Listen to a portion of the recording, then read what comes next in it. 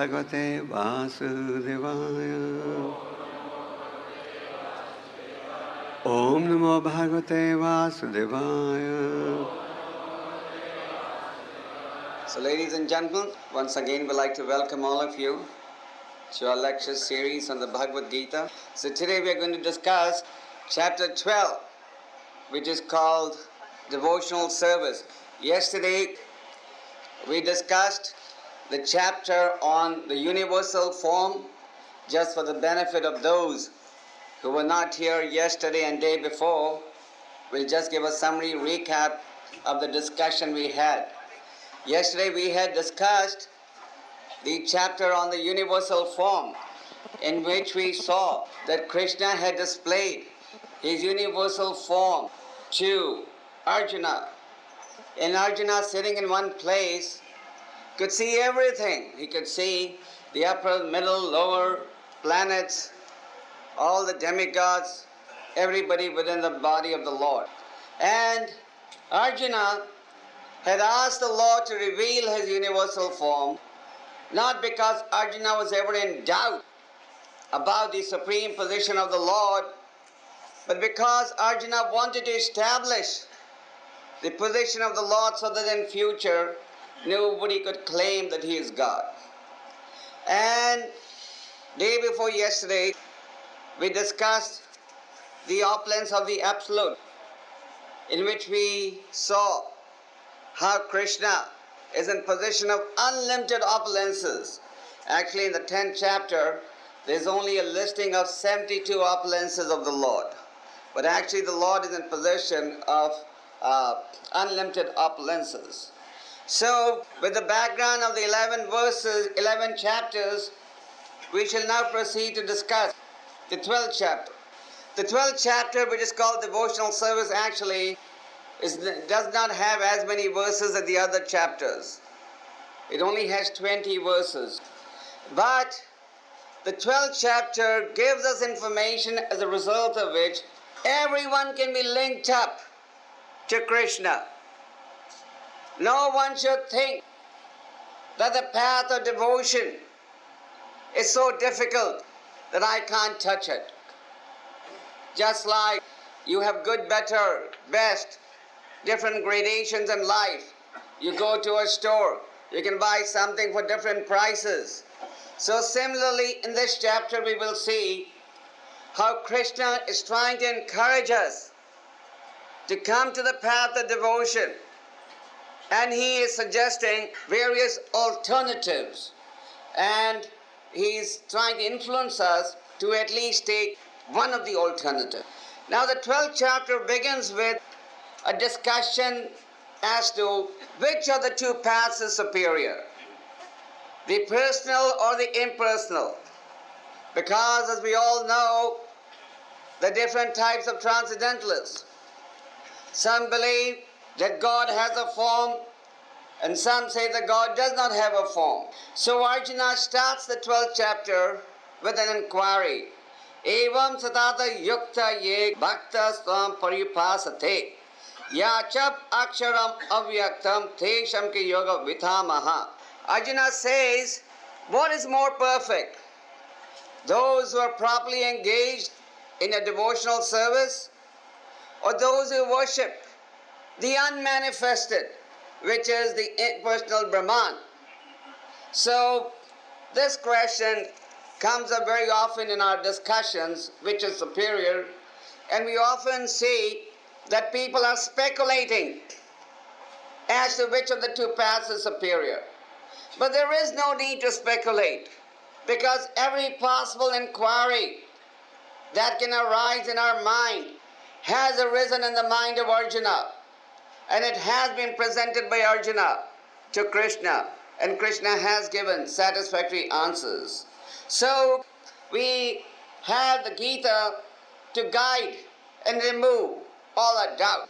So Arjuna wants to know which of the two paths is better, the path of personalism or the path of impersonalism. The impersonalists do not directly engage in service of Krishna, but they meditate on the impersonal Brahman, the unmanifested. The personalists, on the other hand, recognize that God is a person, but he has divine qualities, attributes. We had read about these attributes in the 4th chapter of the Bhagavad Gita. If you recall the 4th chapter of the Bhagavad Gita, you may remember that Krishna specifically states, Janma karma cha me devyam evam vedi tattvataha tyakta deham puna janma naitimam iti sarajana.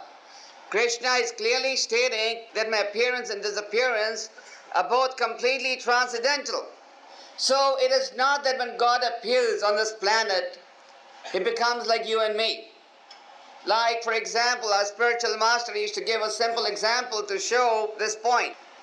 If the head of state visits the prison house, it doesn't mean that he becomes a prisoner. He remains the head of state, isn't it? So the Lord, in all situations, retains his personal form.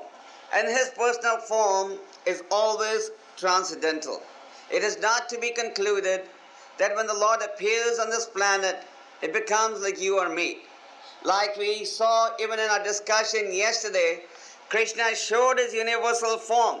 But after Arjuna had seen his universal form, Arjuna requested Krishna, please now revert to your four-handed form. And after Krishna showed his four-handed form, Arjuna said, now you please revert to your two-handed form. So Krishna, because he's inconceivable, he is capable of appearing in a spiritual body and not be affected by the material energy. The characteristics of the Lord are described in the Brahma Samhita, which we've already discussed. Advaitam, Achyutam, Anadi, Ananta, Rupam. There is no difference between his body and self. He is infallible. He never makes any mistakes.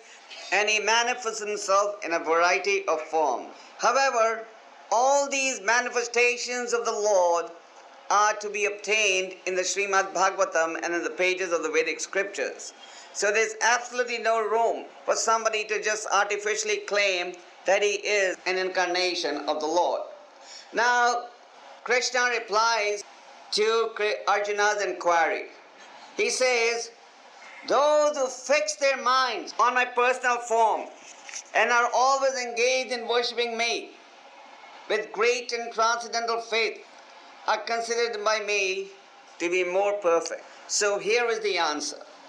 Krishna is clearly saying that those who worship me in my transcendental form versus those who don't accept me in my transcendental form, they are considered to be more perfect. So accepting God in his personal form and worshipping the Lord in his personal form is superior to the impersonal process which is unmanifested. Just because you may put your letter in a mailbox does not mean that if the mailbox is certified, the letter will not reach its destination, isn't it? If the mailbox is certified, whether you put the letter in the mailbox or in the general post office, the letter is going to be carried to its destination, isn't it? So similarly, when you worship the deity of the Lord, accepting the deity to be non-different from the Lord, then that is worship of God. So because the Lord is the source of everything material and spiritual.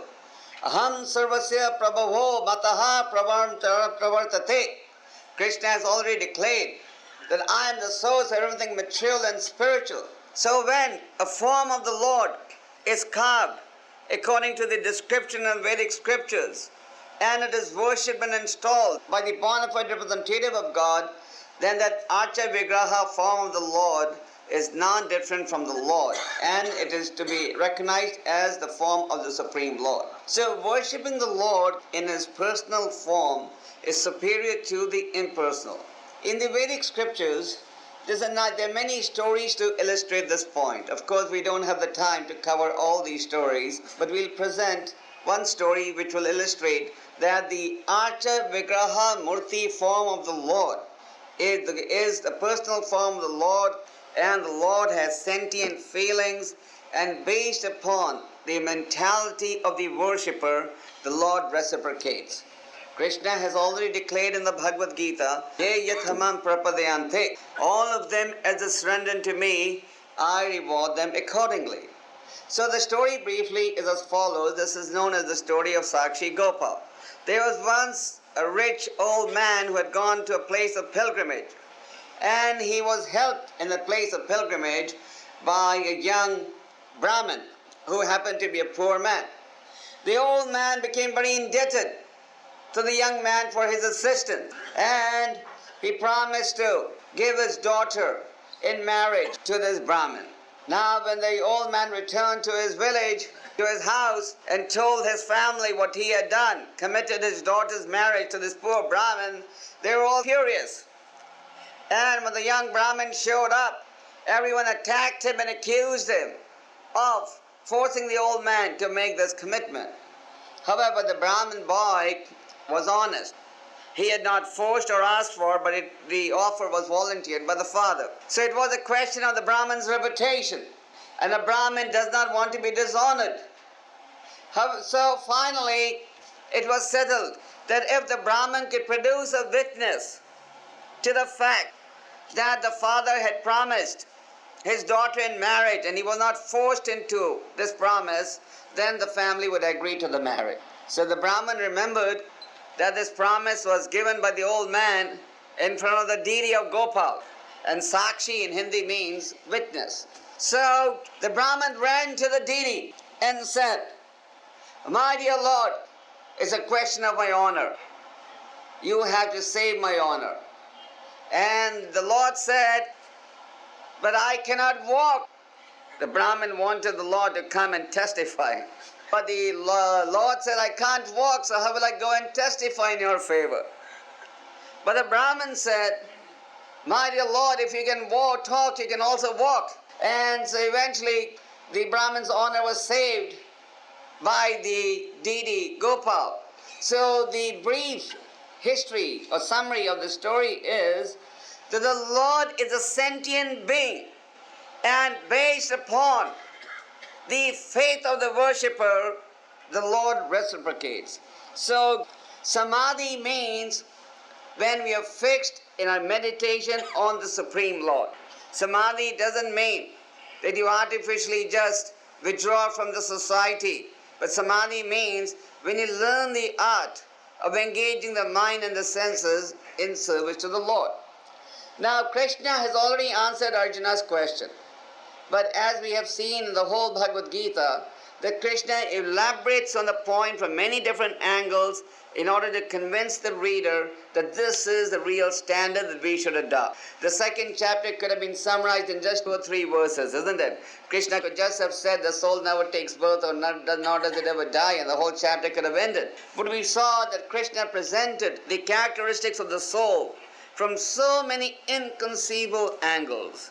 So also in this chapter we see that Krishna will explore the characteristics of the impersonal Brahman and the characteristics of one who takes to the process of devotional service.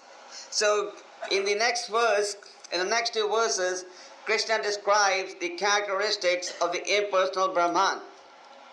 Krishna says, those who worship the unmanifested, that which lies beyond the perception of the senses. To actually just say that God has no form, no form, no form, you can't really visualize the form of the Lord. The all-pervading. One argument that the impersonalists use in presenting their doctrine is that since the Lord is all-pervasive, how is it possible for Him to have a form, a spiritual form? Because God is all-pervasive. Since God is all-pervasive and since God is present everywhere, how is it possible for God to have His personal form? Now this argument is refuted in the Vedas. For example, the Vedas state the sun disk, for example. The sun disk, the sun is all-pervasive, isn't it? Doesn't matter where you go, whether you're in Bombay, Delhi, London, New York, Moscow, the sun is all-pervasive. But even though the sun is all-pervasive, nevertheless, there is a form, sun disk, which is located in the sun's planet, isn't it? So if we can have the sun disk be all-pervasive and still have its original form, why is it not possible for Krishna to be present in a spiritual abode and still be all-pervasive? You understand? The point is, to try and understand God with a limited senses, we can never be successful. Therefore, the Upanishad says that even if you travel at the speed of the mind for thousands of years, imagine the speed of the mind. Sitting here in Bombay, in 1 second you can go around the whole world and come back to Bombay. This is the speed of the mind. So, even if you were to travel at the speed of the mind for thousands of years, still you can't understand God with your mental senses. But if we take to the path of devotion, which is the underlining theme of the entire Bhagavad Gita, then we can understand the Supreme Lord. So, just like we had related to all of you the story previously of the cobbler and the Brahman, when the cobbler was told that the Lord was passing an elephant to the eye of a needle, he rejoiced in happiness. And when the Brahmin was told that the Lord was passing an elephant to the eye of a needle, he couldn't believe it. So when it takes to the path of devotion, because he's on the path of purification of the senses, he builds up faith in the inconceivable potencies and energies of the Almighty Lord. So the Lord, an impersonal Brahman, one of the characteristics is that it's all-pervading, inconceivable, immovable, fixed and unchangeable, the impersonal conception of the absolute truth. So this is very, very difficult to understand, very difficult to approach the Lord through this process. But if as a result of the impersonal process we control the senses, then and be engaged in welfare activities for the welfare of all, then at last such an individual can come to the point of understanding Krishna. So in other words, there's a shortcut and a long cut. Just like coming up to the 4th floor of this hall today. You have the choice. You can either take the lift and come up, or you could come up by the staircase. If you want to touch the tip of your nose, you can either touch it directly, or you can try to stretch your hand behind your face and bring it back in the front. One process is going to be easy and the other is going to be troublesome, isn't it? So that's exactly the difference between the personal path and the impersonal path. The path of personal worship of the Lord is easier, whereas the path of impersonal realization actually is very, very difficult. So, those who take to the impersonal process, if they can completely control their senses and they start working for the welfare of all, then eventually they come to the point where they can understand Krishna. Krishna again in the next verse explains how this path is difficult. And when Krishna says difficult, it should leave all of us with absolutely no doubt.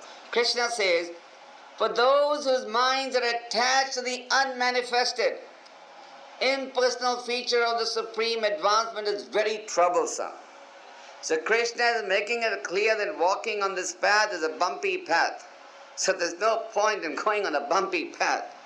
And to make progress in that discipline is always difficult for those who are embodied. So we're all embodied. We have a personal form. Our soul is entangled in a body. The living entity is an individual soul. So we are used to the concept of a form, isn't it? Even in the Bible it is said, for example, that man is made in God's image. So we are used to a form. And to take to the path where we think that the Lord doesn't have a form, as Krishna has explained, is actually very, very difficult. Therefore, our Krishna replies to Arjuna's question very clearly by stating that this is actually a very, very difficult path. Whereas, on the other hand, those who worship the Lord through the personal process, for them this path is definitely easier. Now Krishna says that how Krishna delivers a devotee swiftly from the cycle of birth and death. For those who worship me, giving up all their activities unto me, and being devoted to me without deviation. Now this word without deviation appears again and again. Even in the chapter we discussed yesterday, Krishna's last instruction was what? Those who worship me with devotion and without deviation. So those who worship me with devotion without deviation, they can come to me. In the Srimad Bhagavatam, we see that Vyasadeva has presented the doctrine by which the living entity can really be satisfied. And there is emphasis in the Srimad Bhagavatam upon taking the path of pure dharma, parodharma. So in that Srimad Bhagavatam it is stated as follows. Sarve punsam paro dharmo yatha bhakti adhokchaje ahituke prathiyata yatma suprasidati. That is, the self can be satisfied only when engages in devotional service without interruption and motivation. So that is, without interruption is just another meaning for without deviation. So Krishna is making this point again, those who worship me without deviation and always meditating upon me, having their minds fixed upon me, for them I'm the swift deliverer from the cycle of birth and death. So one who is on the path of devotion, he has absolutely nothing to worry at all. Those who are on the yoga path, they can willfully transfer the soul to any planet that they want by the yoga process. But a bhakti yogi, he doesn't even have to make that endeavor. Just like a child who is completely dependent upon the parent, he has absolutely no fear at all, isn't it? Just like if somebody is getting drowned in an ocean, if somebody jumps in the ocean to rescue you, then you can be saved. But if on the other hand, you attempt to come out of the ocean yourself, it's going to be a troublesome path. So those who are on the path of bhakti, Krishna declares in the Bhagavad Gita to Arjuna, "Kaunteya pratijanahi na me bhakta pranashati." My devotee will never perish. And in this chapter today, when we discuss the qualities of a devotee, you will see that even when a devotee is in difficulty, he has absolutely no fear at all. It's not that the devotee bargains with the Lord that in exchange for this devotion, I don't want any difficulty at all. But the devotee has the mental strength to tolerate the difficulty because he is fully equipped. Just like a medical doctor when he catches a disease. The medical doctor when he catches a disease, he has the medical knowledge how to counteract the disease, isn't it? So similarly, one who has a spiritual understanding, a devotee, he knows how to counteract or how to tolerate the pains or the dualities of material existence that he may have to face. So one who comes and who is on the path of devotion, the Supreme Lord riding on his bird carrier, Garuda, comes and delivers such a person from the samsara of birth and death.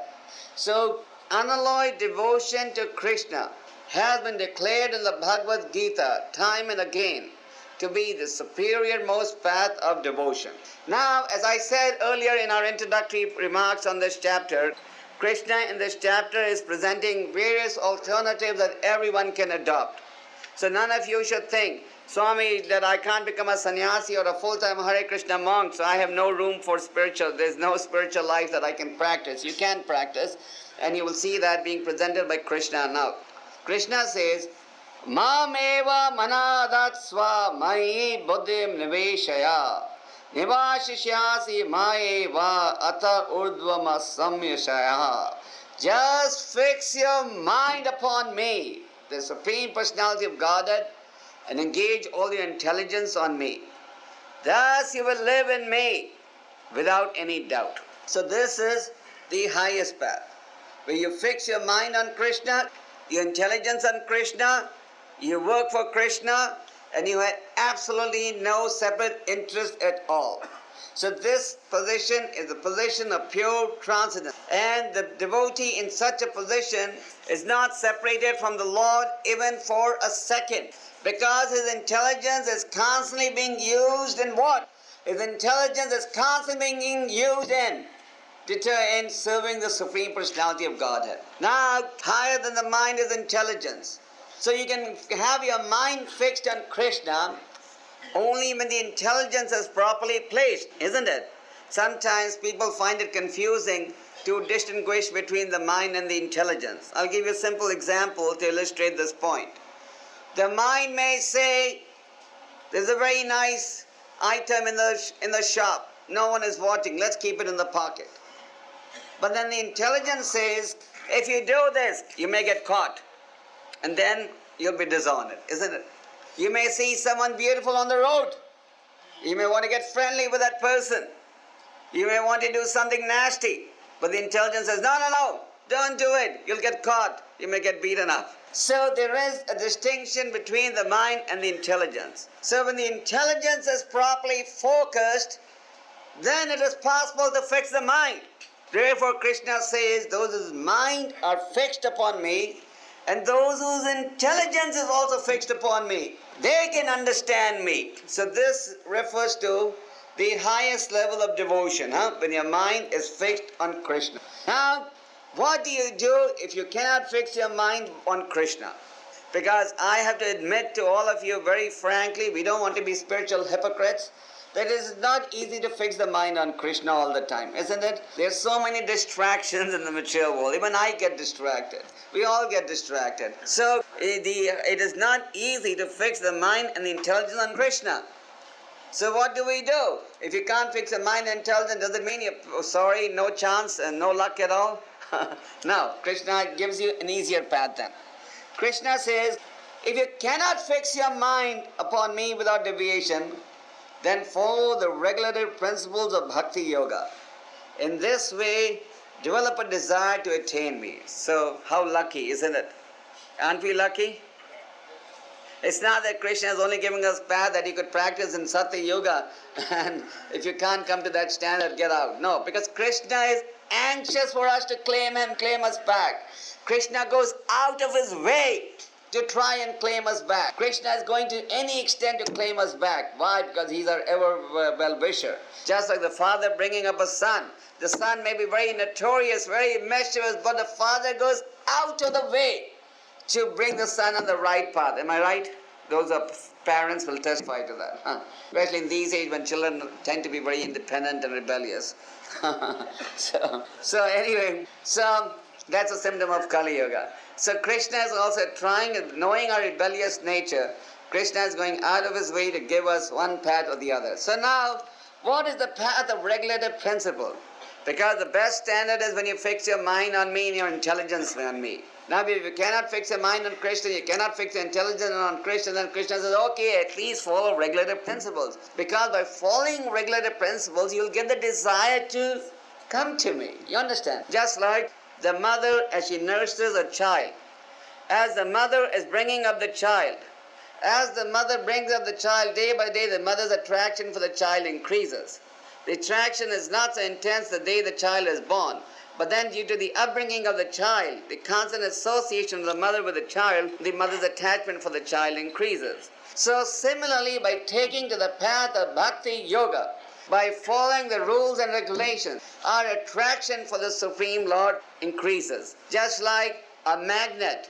A magnet, if you have a metal near a magnet, what happens? The metal gets pulled to the magnet, isn't it? So similarly, when you follow the process of regulative principles, rules and regulations, then we become like the magnet that gets pulled, then we become like the metal that gets pulled towards the magnet. The magnet, of course, is Krishna, and we are the metals. So we have to have that purification. Now, that purification comes by following rules and regulations. So at this point, you may want to demand, what are the rules and regulations you're talking about? So basically, the rules and regulations that we're talking about is known in Sanskrit as Vaidhi Bhakti. Vaidhi Bhakti means rules and regulations. Very often we meet people who say, Swamiji, one problem with your process is you have too many rules and regulations. So we say what to do. It's Krishna who presented the rules and regulations. You can't even walk on the street without rules and regulations, isn't it? You may want to walk naked, like in the Western countries, they have these nudist colonies where you're allowed to go and be nude, but you're not allowed to walk nude on the road because that's against the law. So you can't even walk nude on the road. So how can you think that you can worship God without following some rules and regulations? So these rules and regulations are things like coming to Mangal Arati. In the morning we get up, we greet the deities at 4:30. Then we follow 4 regulative principles. We avoid sinful activities, no illicit sex, intoxication, meat eating and gambling. And we chant the Hare Krishna mantra 16 rounds. So by following these different rules and regulations, the impure senses become pure. Just like when you have cataract. When you have cataract, you cannot see clearly. But then when the cataract is operated upon, then your vision is restored, isn't it? So similarly, our spiritual vision has to be restored. The Rupa Goswami, a great sage, has explained that just like when a child is being brought up, the child has the ability to walk, isn't it? Because there is the ability to walk in the child. The moment the child reaches 10 months, 11 months, the mothers are teaching the child how to crawl, how to walk, isn't it? Because there is the ability to walk. In the piece of wood, there is the propensity of fire, isn't it? So in the piece of wood, because there is the propensity of fire, you light a matchstick and the wood burns. Am I right? So similarly, there is the propensity to love God in every one of us.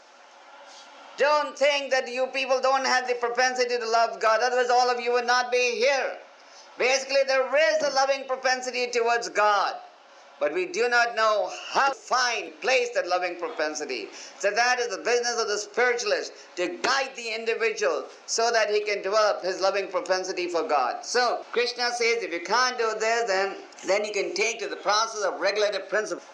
But then there may be some people who may say, I can't even take to the process of regulator principles. Krishna has already said the highest is if you give your mind and intelligence to me.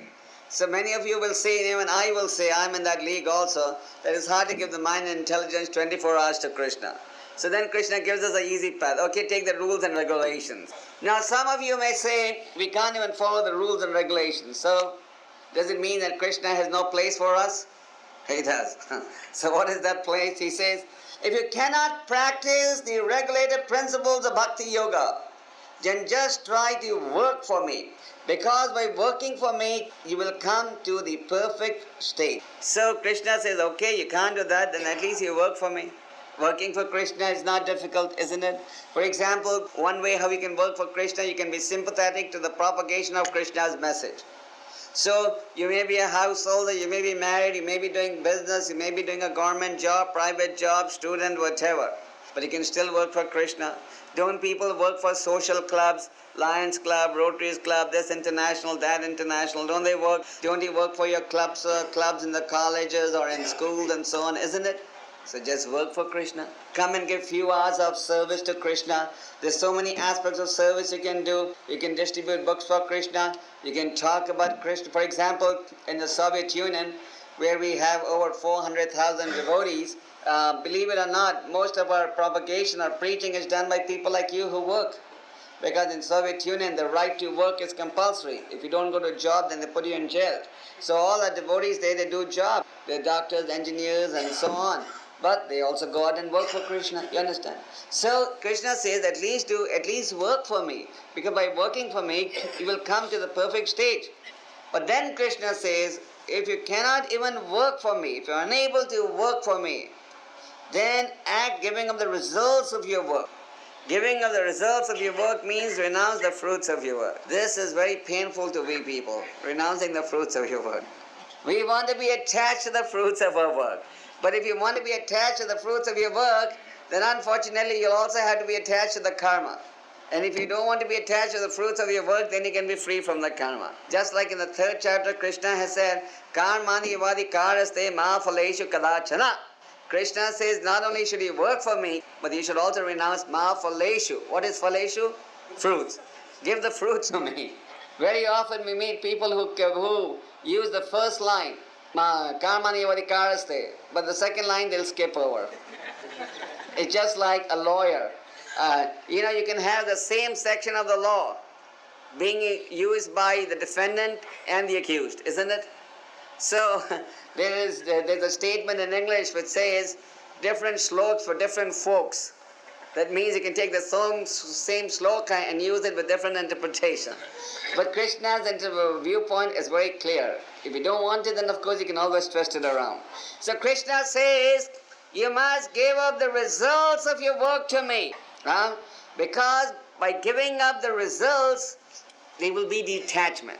Now, you may not be in a position of practicing Krishna consciousness. For example, there are many people who like to build hospitals and schools, but they want their own name over there, They want their name to be worshipped. So Krishna says, okay, chalega.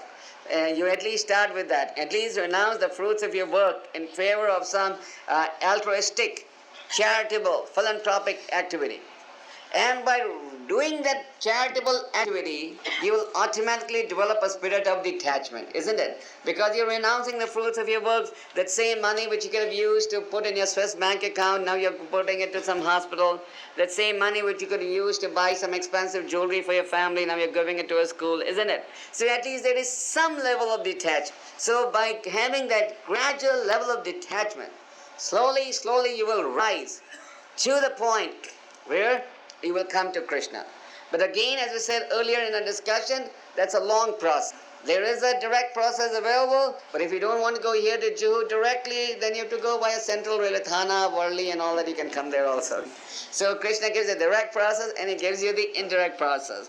Then Krishna says, if you cannot even give up this, still, then what can you do? Then engage yourself in the cultivation of knowledge. Better than knowledge is meditation. And better than meditation is renunciation of the fruits of your actions. And then by renunciation there can be peace of mind. Unless there is the spirit of renunciation, you can never have peace of mind, friends. You may think that Ambani is very happy, but I can assure you that Ambani is not happy. We met many Ambanis and they're all complaining about something that they don't have.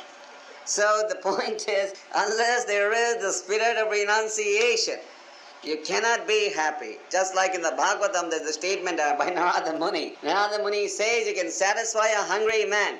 You can satisfy a thirsty man. You can satisfy an angry man. Isn't an angry man when he shouts and then his anger is finished? But he can't satisfy a greedy man.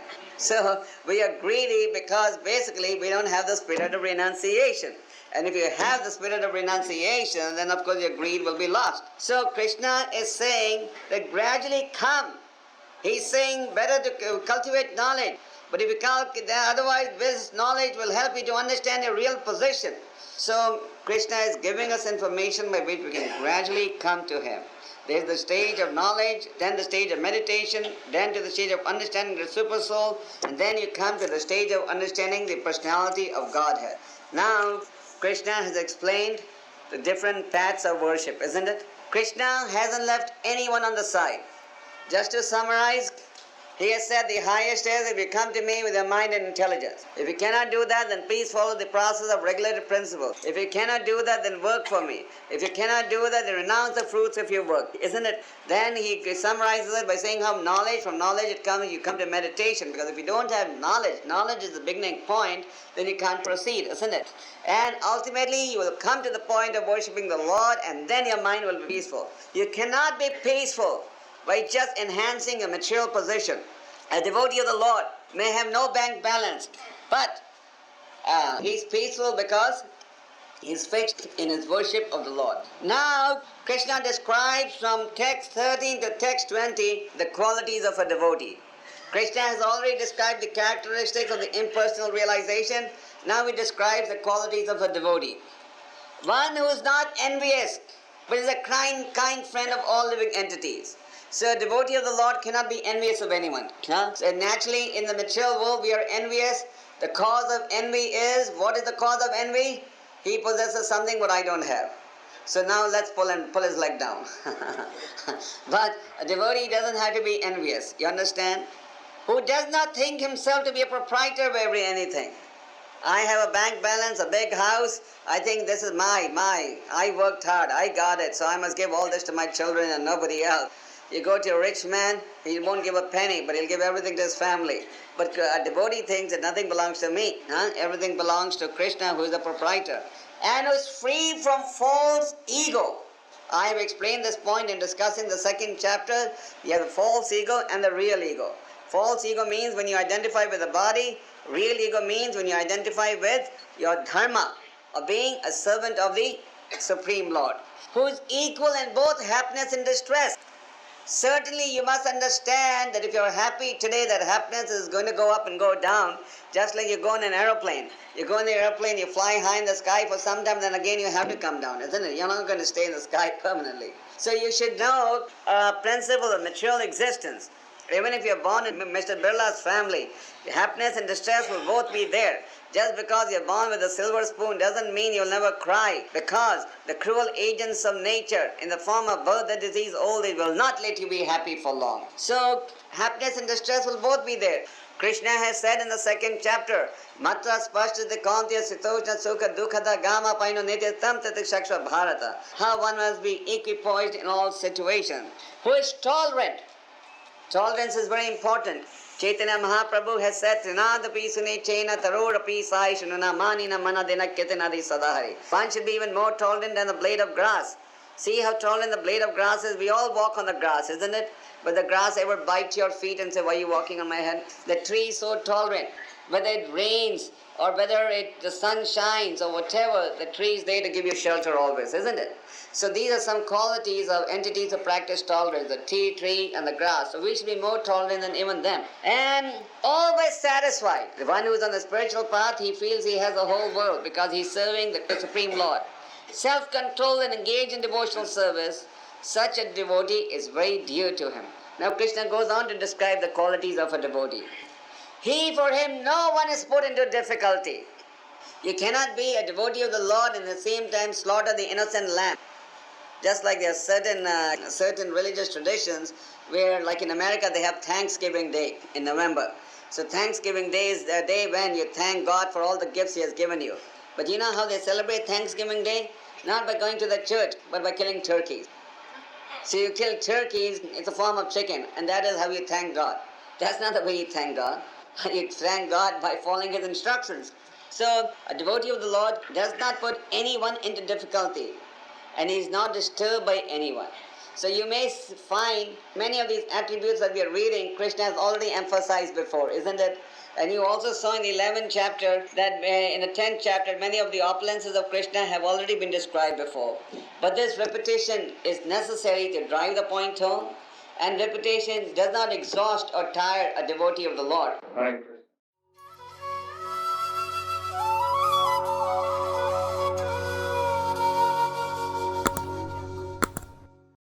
Hare Krishna,